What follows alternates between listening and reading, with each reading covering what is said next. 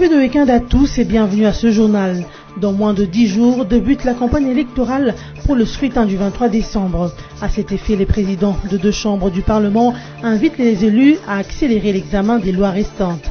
Obaminakou et Léon Kingo-Adondo l'ont dit pendant l'harmonisation des vues sur le rythme d'examen de loi, car la plupart des députés sont candidats aux élections qui pointent à l'horizon. Durant les opérations militaires conjointes lancées par les FARDC et la MONUSCO dans le territoire de Béni, 7 casques bleus ont trouvé la mort, dont 6 Malawites et un Tanzanien. Quelques morts aussi enregistrés parmi les forces loyalistes. Le secrétaire général de l'ONU a ainsi encouragé la RDC à prendre les mesures pour que les auteurs d'attaques contre les civils, les FARDC et les casques bleus soient traduits en justice. Et c'est peut-être pour bientôt la construction du pont reliant Kinshasa et Brazzaville, les 2 capitales les plus proches du monde. Déjà les assises entre bailleurs de fonds de la RDC et de la RC ont débuté en Afrique du Sud. Ce projet de pont à péage est de 1575 mètres et sera connecté aux infrastructures routières sur les 2 rives.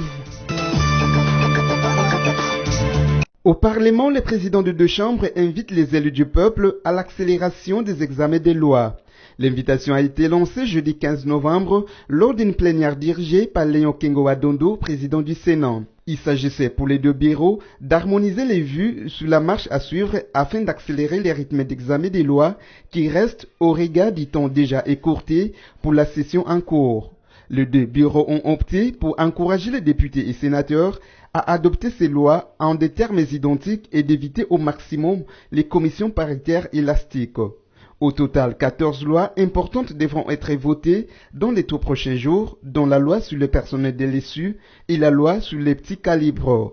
Cet appel des présidents du Sénat et de l'Assemblée nationale doit interpeller les députés et sénateurs, surtout quand on sait que bon nombre d'entre eux sont candidats aux législatives nationales et provinciales dont la campagne débute ce 22 novembre 2018.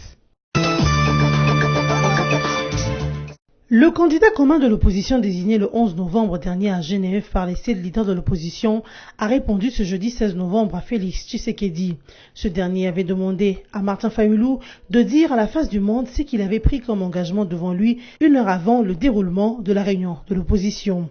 Et la réponse du candidat président de la dynamique de l'opposition est sans appel, note 7 sur 7.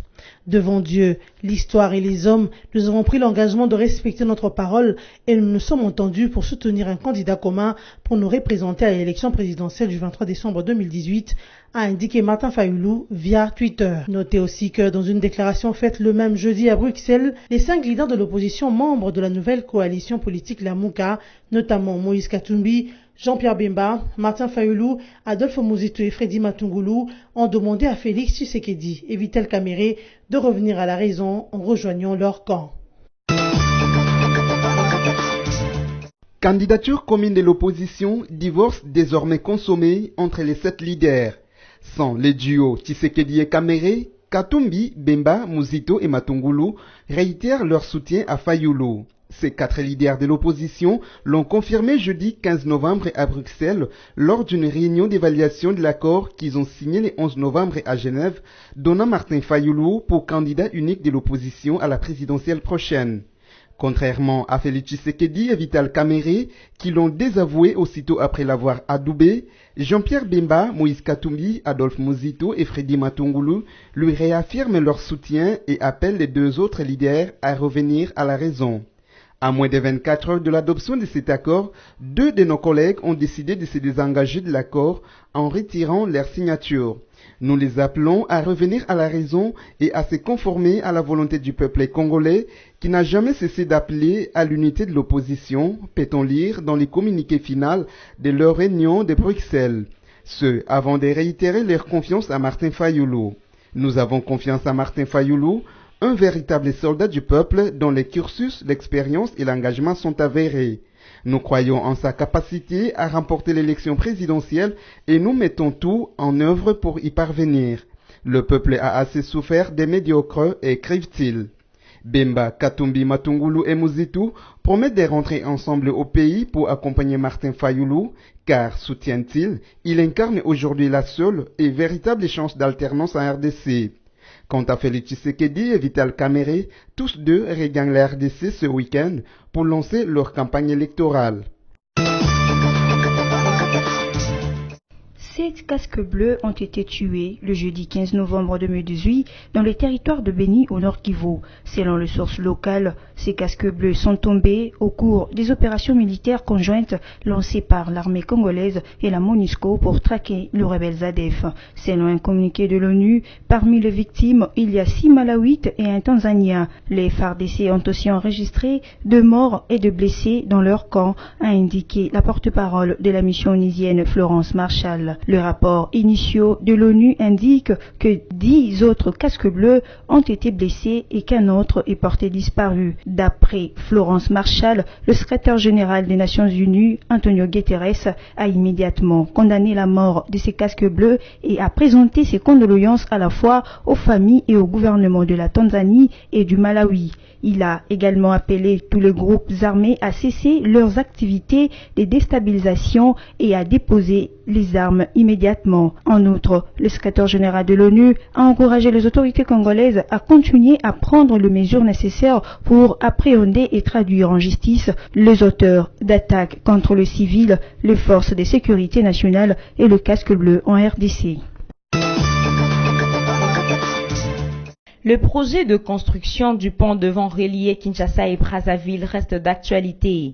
Ce depuis le début du mois de novembre 2018, quand débutaient les assises entre bailleurs de fonds de la République démocratique du Congo et ceux du Congo-Brazzaville en Afrique du Sud.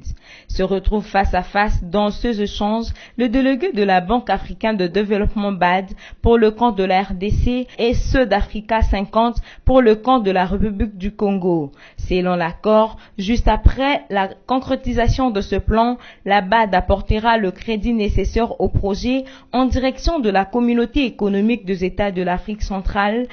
Africa 50 à son tour va diriger le développement du projet. Ces projets de construction consistent en un pont à péage de 1575 mètres sur le fleuve Congo.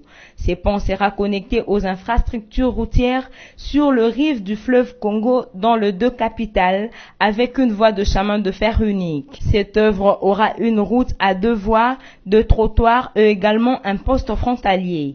Notez que la RDC et le Congo-Brazzaville, en union avec l'appui des experts de bailleurs de fonds, croient à la réalisation de ce pont d'ici quelques années. Place au rappel de principaux titres. Dans moins de 10 jours, débute la campagne électorale pour le scrutin du 23 décembre. À cet effet, les présidents de 2 chambres du Parlement invitent les élus à accélérer l'examen des lois restantes. Obaminaku et Léon Kingo-Adondo l'ont dit pendant l'harmonisation des vues sur le rythme d'examen de loi, car la plupart des députés sont candidats aux élections qui pointent à l'horizon.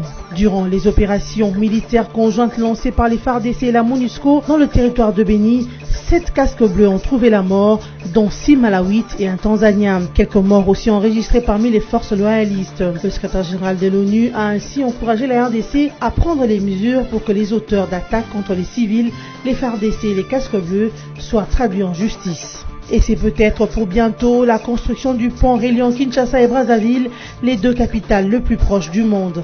Déjà les assises entre bailleurs de fonds de la RDC et de la RC ont débuté en Afrique du Sud.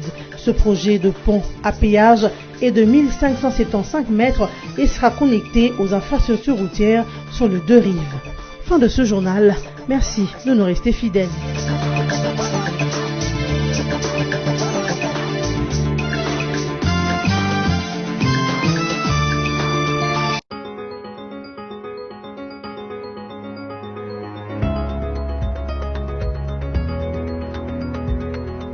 Bon début de week-end à tous, mesdames, messieurs. Bienvenue à la revue de presse de ce vendredi 16 novembre, sélectionnée et résumée pour vous sur BSC TV.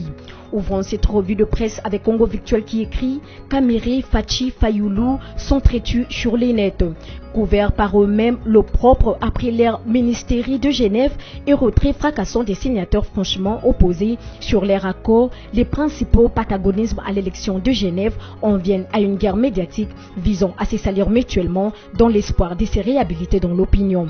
Une démarche que les Congolais ont subordonnée mais censés montrer prêts à embrasser ceux qui leur ont tourné les dos pour aller jouer, soi-disant en leur nom, le jeu des Occidentaux en Suisse. Après avoir tenté de se réconcilier, lors de l'ère conciliabule à Genève qui a abouti à la désignation d'un éphémère candidat commun de l'opposition pour la prochaine présidentielle.